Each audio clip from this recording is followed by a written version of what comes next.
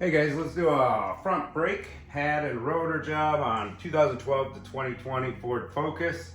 First thing I'm going to do is turn the wheel all the way this way for the passenger side we're working on. We got these black plugs you can take off with your fingernails or a screwdriver on the back of the caliper. We're going to try to run through this as fast as possible. You're going to need an Allen 7mm hex Allen. If you don't got one of them, you're gonna need one.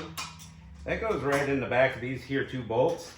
Your tires are 19mm lug nuts. I had to use a 19.5mm half socket because we're in the Rust Belt, and yeah, that's just the way she goes.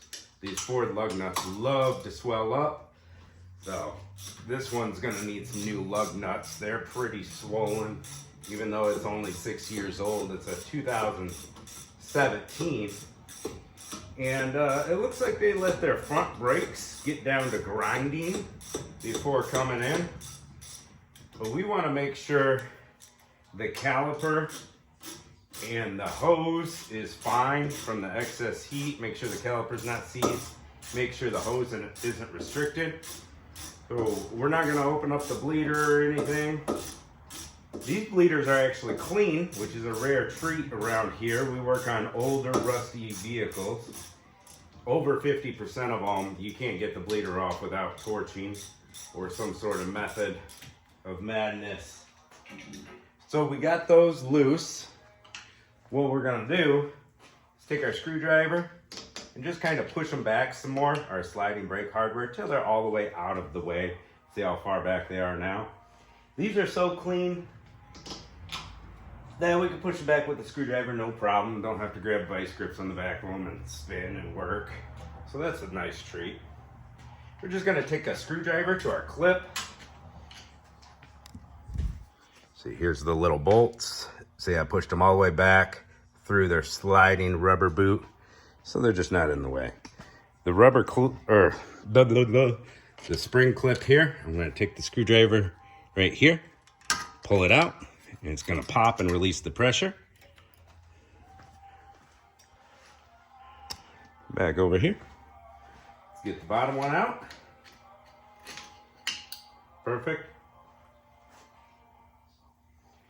Now we're gonna compress our caliper. We're gonna take our flat screwdriver in this access hole and see if it'll push back for us.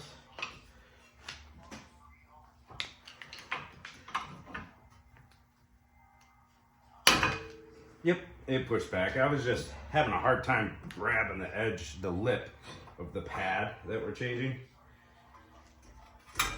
So if we have a restricted hose or a seized up caliper, we're not going to be able to push it back as easily as it should. A little rusted in there, but not bad. Let's go ahead and deal with this caliper. First, I'm going to take these pins all the way out. These pins. These are pretty clean, but I'm still gonna bring them to the wire wheel. Get whatever junk is on them, the rest of it off. Just nice and clean. So we gotta press our caliper back. You can use see, we got a lot of life on the outside pad, but not a lot on the inside. So I wanna make sure the caliper's good. It's not kind of suspecting something's going to be wrong with this one.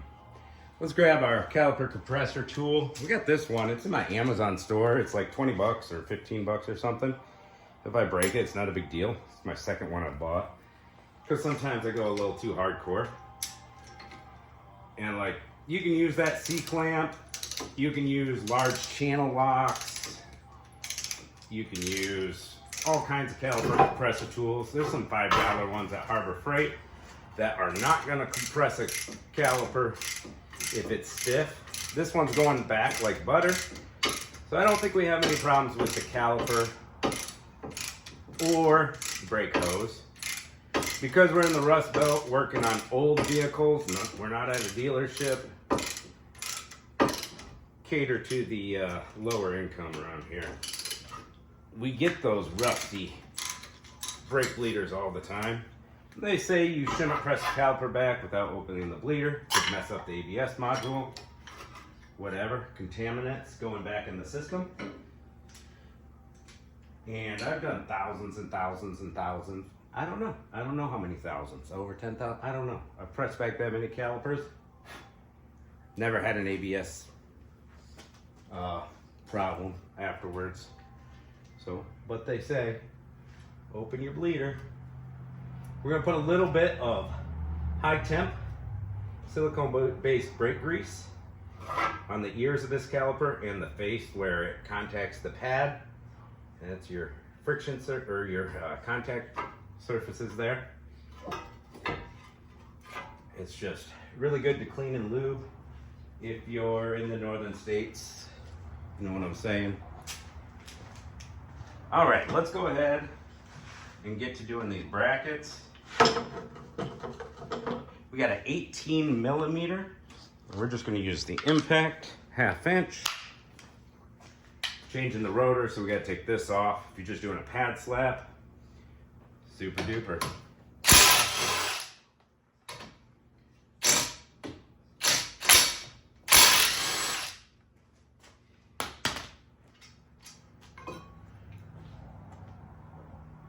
This is the bracket where the pads ride, and there's a bunch of rust. There's actually powdered rust coming out of here. We got a spider web thing here. We're gonna clean all the rust off this bracket. You can use a wire wheel, wire brush, caliper file, Dremel tool. I'm gonna take it over to my bench and clean this off. Now that that's off, we can get our rotor off. And all you're gonna do is do a nice little hammer blow.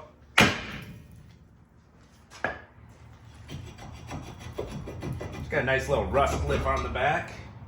That's what keeps them on there. So, rotor's off. Now this hub is not that rusty. It's not that bad, but I'm gonna still give it a little bit of a cleaning. We got something called the Hub Buddy tool. Goes over lug studs and cleans your hub surface really well. It's in my Amazon store along with that High Temp Sil Glide by AGS. The best grease I think that I've ever used. So that's what I use on all brake jobs now.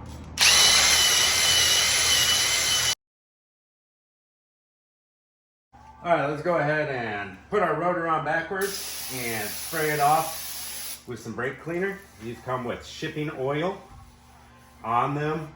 So what we're gonna do is just get that all wiped off. Put it on the correct way now. And I like to put a lug nut back on the side facing the caliper. Just keeps that rotor nice and straight for install on the bracket.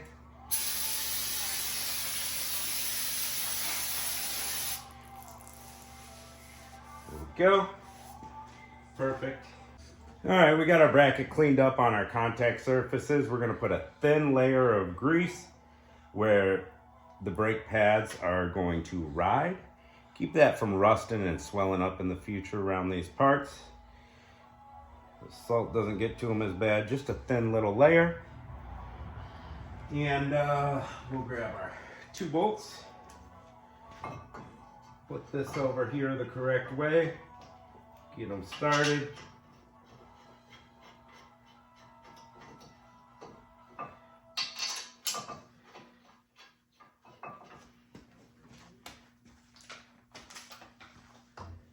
Take our Hub Buddy tool off. Yeah, all these tools are in my Amazon store. Cop you some, hook a brother up. We're just gonna snug that one up, then get this one tight. Now come back.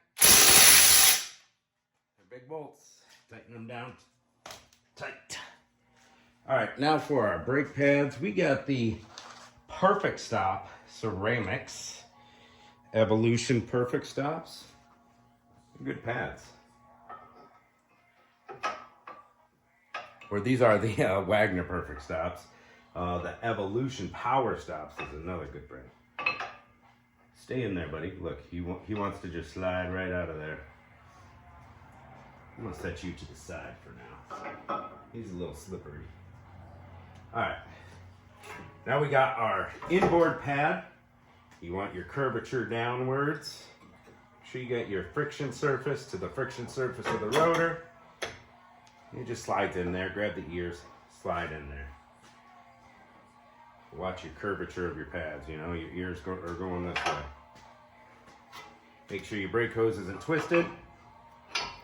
Get those ears to slide in there. Perfect. Now we have our brake hardware, our slidey pins. They get grease. They get a good amount of grease. Lather them down. And you gotta use the high temp brake grease, guys. Don't be putting anti-seize on these. It turns into like a hard paste. Like a hard paste after a while. And it does more harm than good. You're going to want to line up the bottom one first, I'd say, on this. We get our 7mm Allen in the tightening position. Look at the hole on the bottom. Press your pin in until it starts into the hole. Get her tight, or start tightening, don't get her tight. There we go. Now your top one, you're gonna have to press in on your caliper. There we go. You kind of give it like a little, what happened to my ratchet? There we go. You press in on your caliper to line it up with that top hole. We're gonna go ahead and torque this all the way down. These are a lot thinner bolts. You don't want to give it the gusto. You can snap them off. So get them nice and tight. That's good. We'll come back to the bottom one for the final on that. After you do your brake job, not a bad idea to bleed your brakes. Lots of how-to videos on brake bleeding. It's a pretty universal process except for some vehicles. All right, so we're all tight there.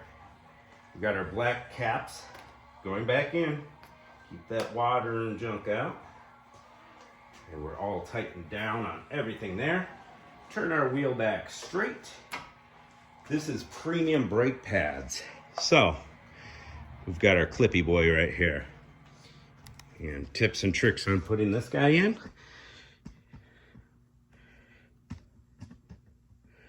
So what likes to happen to these is they like to rust into the caliper on these little knobs. What I do, and then once they break off in there, you gotta extract it from the caliper or buy a new caliper, you know? It's not fun. Put a little bit of grease there, thin layer for these guys.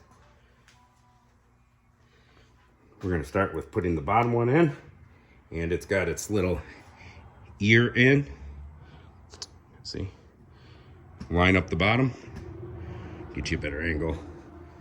All right, now we're gonna get the top one started, so it kind of like starts in there, but it won't go in all the way, right? Because we gotta bend this guy around with the other hand. We push them back. We take our slammer bammer, and we make sure they're all the way in there. There we go. Now they're both all the way in. We can now take our lug nut off, bleed our brakes, check our brake fluid, put our tire back on, torque the lugs to spec. Be careful with your jacks and jack stands out there, guys. Safety first. And you need to pump your brake pedal until your brakes get stiff 5, 10, 15 times before you take off. Because this piston in this caliper is retracted all the way back. So it needs to come out and start touching those pads and get firm before you go taking off. Make sure your brake pedal is tight and not soft after a brake change. And that about covers it. Thanks for watching. Catch you on the next episode.